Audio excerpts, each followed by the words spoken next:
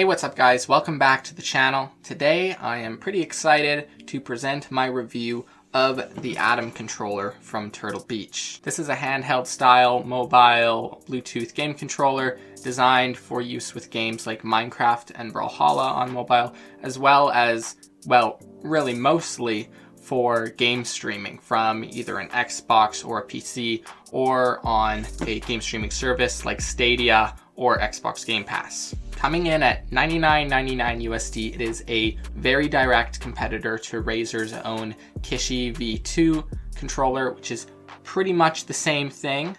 And while they are very similar in shape and price, Turtle Beach does bring a few small details to the competition that set them apart. Hey guys, so here I have a little unboxing clip. The packaging was pretty good. It felt really solid, pretty tight packaging. There we have our cable, just fell out there. It's just a couple foot cable, USB-C. Not super fancy, but pretty nice quality, just for charging. Then we have our 1 month Xbox Game Pass Ultimate trial, as well as a little instruction manual and a warranty information thing. And then here's our actual device. It comes in a little cloth baggie, which was very nice. And right out the box, the quality impressed me quite a bit. It wasn't like super amazing, didn't blow me out of the water, but for the price point it felt right. The buttons all felt quite good. The triggers felt nice, as well as the buttons and the joysticks. And the whole body of the controller felt like a pretty nice plastic, nice finish on the outside, feels good in the hands, and really just overall good first impressions. Then on the bottom we have our little Bluetooth button there, and we have a USB-C port on the left side of the left side remote. And that's all the contents of the box. So first of all, this controller really popped at me because, in my opinion, it is the superior form factor for on-the-go gaming. And I think that that's been proved across the market, starting way back with the Game Boy Advance, and then moving on from there into families like the DS family and the PlayStation Portable consoles, and then more recently earning its mark with the Nintendo Switch, which was massively successful, and of course very recently the Steam Deck, which is just a whole new spin on the matter. But across all of those consoles and leading up to this point, we've always had that sort of screen in the middle, controllers on the side form factor. But with game streaming on the rise, if you own a capable console or PC or have a good network connection for connection to a service like Xbox Game Pass Cloud, then it's making more and more sense to just use the smartphone that you already own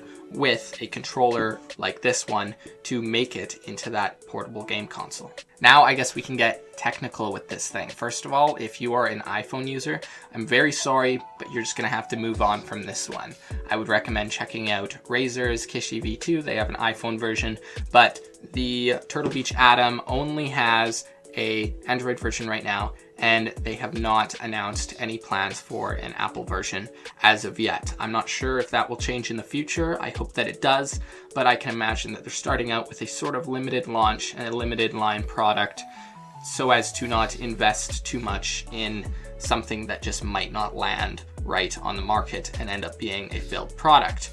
With that being said though, I think that this controller is really great. Spoilers for the end of the review. I think that it's a solid competitor, and I think they will probably eventually come out with an iPhone version in the future, but we'll just have to wait and see for that. Now, if you are an Android user, we can move on, and that sort of brings me right into the connectivity.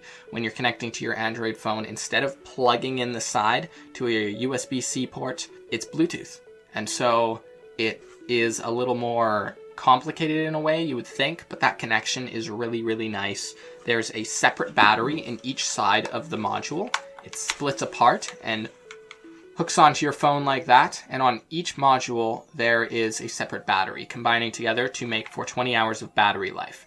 As for charging, you don't have to worry about charging individual modules, which would be an absolute pain, but all you have to do is connect them together like such, and there's a magnetic connection, and they balance the charge in between the two if it ever becomes imbalanced. And as for charging, we have a USB-C port here that you just plug it in and go. Razer's own device, it plugs in, that's how it connects, but it also does not have a battery.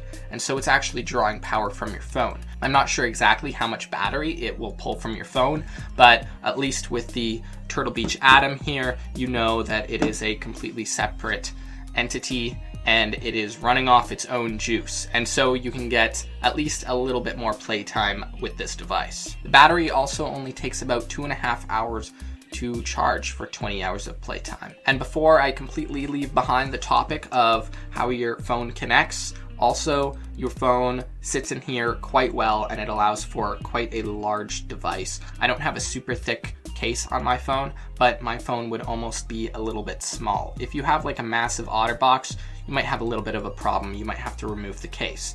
But for most people, this is going to be a really adequate fit. It also expands to a very tall height, so you could almost fit like a small tablet in there. Now, working our way outward from there with the physical features of the controller, right away, as we move into speaking about the body of the controller, they actually screwed it together and they fasten it together with Phillips head screws, which is so standard and kind of unusual for a controller product like this.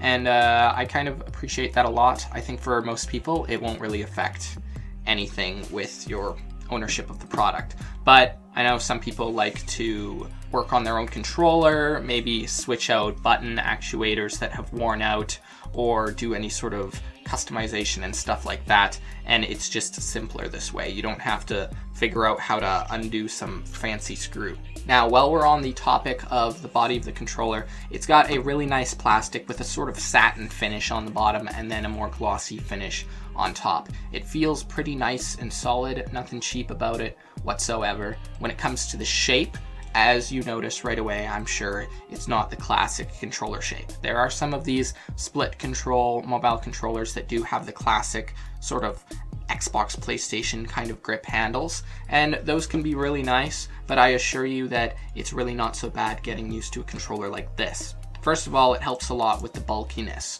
When it's, you know, put into its final form, it slides together like this and fits into the included travel bag here, and it pretty much just fits in your pocket at that point. This sort of relatively flat design kind of helps it with that to be more portable, and so I think it's totally worth sacrificing those grips. If you're dead set on those grips, then I guess this controller won't be for you.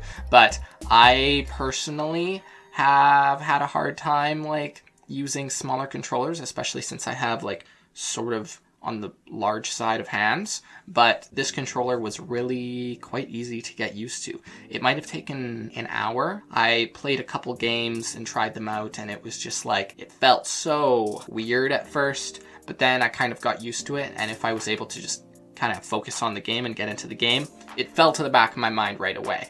And so they've done a pretty good job at making it comfortable while also being compact. The controller is also a sort of very similar design to the Nintendo Switch, and so if you're a Switch player at all, then this will be no problem for you. Speaking of the Switch, the button layout is also the same, very much like the Xbox as well. We have the joystick on the bottom right and then the joystick on the top left. And then as for the X, B, Y, A buttons, they are in the configuration that Xbox has them, which is really nice if you're an Xbox user because it's just straight across to that. Speaking of Xbox, this yellow and black model, there are actually 3 different colors of the Atom controller. We have a red one, and then a sort of blue and black model that looks a lot like this one, and then this one, the yellow and black. The yellow and black is actually a Xbox official accessory, and so it comes with 1 month of Xbox Game Pass Ultimate, which is a really nice bonus. It's just free, just a little card with a code. Very cool of them to include that. And the other difference is that there's a little Turtle Beach button. It's sort of a home button on the other 2 models, whereas this one, it is replaced by the classic Xbox button logo. On the topic of the buttons, the joysticks and the triggers are all analog and feel really quite nice. The shoulder bumpers here feel exactly and sound exactly like mouse clicks. I don't know if you can hear that very well, but it's like, I swear they just like they just took mouse actuators and just stuck them in there. Anyways, the D-pad also feels pretty good. It's a tiny bit mushy, but nothing out of the ordinary. It's a pretty standard D-pad, and the rest of the buttons have a pretty nice click to them. Last but not least, when it comes to the physical design, it charges with USB-C, thank goodness. I know that that's pretty much a given with today's electronics, but occasionally somebody comes out with something like this that just uses micro USB for some reason. And it's like, why? I don't know, because they were on sale, and so they stuck them in there. I don't know. But they use USB-C on all of Turtle Beach's products now, which is just great. If you have a bunch of Turtle Beach products, you can know that they will always be USB-C. So that's just, that's always good news. Now that we're done talking about the physical features of the controller, I do want to talk about experience. First of all, the connection, despite them being two different pieces that connect to each other and then connect to your phone, it runs great. It's just so simple to connect. The first connection, it might have been a little complicated, but I don't even really remember it. It was pretty basic. And then from then on, all you have to do is turn on the Bluetooth on your phone, hold down a button on each side of the controller for a couple seconds, and then in like maybe 3 seconds max, it just connects. Amazing. Very impressive. I was worried that there would be some complications with that. The app that you download on your phone is a very nice, clean, good app. But the firmware updates that you do through it were a little bit complicated. But they were very well guided. They told you to do this, do that, and you just had to follow the steps that popped up on the screen and press next as you went. And so while it was a kind of a complicated process where you had to update each side of the controller, which wasn't great, I would rather you were just able to connect them together and like press one button and it would do it all itself. It was still really impressive for what it is. They did a really good job. I think that they put a lot of work into that app and the user experience when you're working through it to update your device. There's also pages for your analog sensitivity of your triggers and all that good stuff. There isn't any button reassignment, which is somewhat unfortunate, but at the same time, if it just functions like a normal controller, it's kind of a niche feature to be able to reassign buttons for certain games. But back to the app is really great. It also has a page where it shows a bunch of different games. It's a big long list, starting with apps like Xbox Game Pass and Steam Link for connecting to your PC. And then down from there, it just has a whole bunch of games that are all just controller support games. Really nice little feature, very simple, just page on the side. It's not like this big web store where they're trying to sell you mobile games. So the app gets like a really solid 8 out of 10 from me.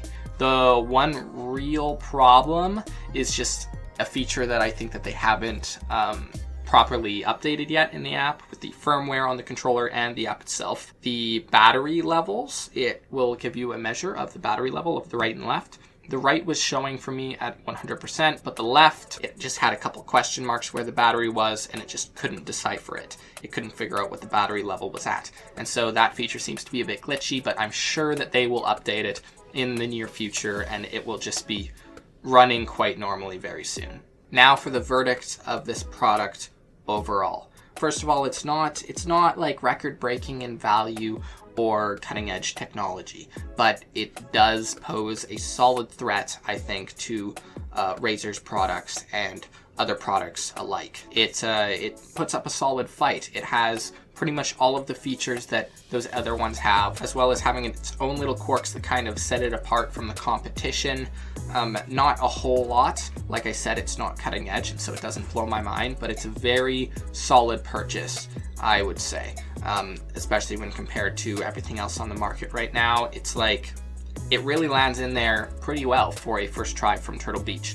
What I do want to say is some stuff that I'd like to see in the Atom 2, if it does come out someday, which I hope it does. I would like to see maybe a share button on there, and I would also like to see them lean heavily into the places where they seem to be really pulling it together, but it's not quite there yet. Like the app, for example, it's just not fully developed, and it's nice and simple, and it's nice that way, that it's crisp and simple, but it doesn't look particularly impressive either. I think that they could do a lot of updates on that app to make it an even better experience, even though it's already great. They could just improve on those already great features, and I think that that would be a great step for the future of the Atom controller and any mobile Bluetooth controllers that Turtle Beach builds in general. They also have a Recon Cloud controller, which is just like a standard Xbox controller kind of style with a few extra buttons and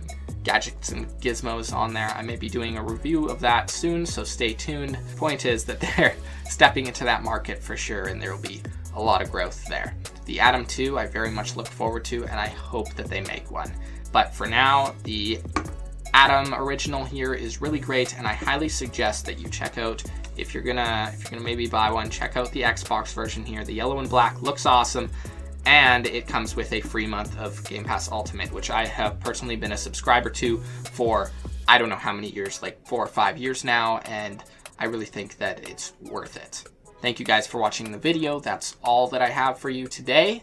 Please like the video if it helped you out, if it helped you understand a little more about the controller, if it entertained you a bit maybe. Please leave a comment as to what you think about the controller, or a controller that you have that you think is better maybe. I'd love to hear what you guys think in the comments, and subscribe to see more videos like this one, and hopefully I will see you in the next one. Ciao for now.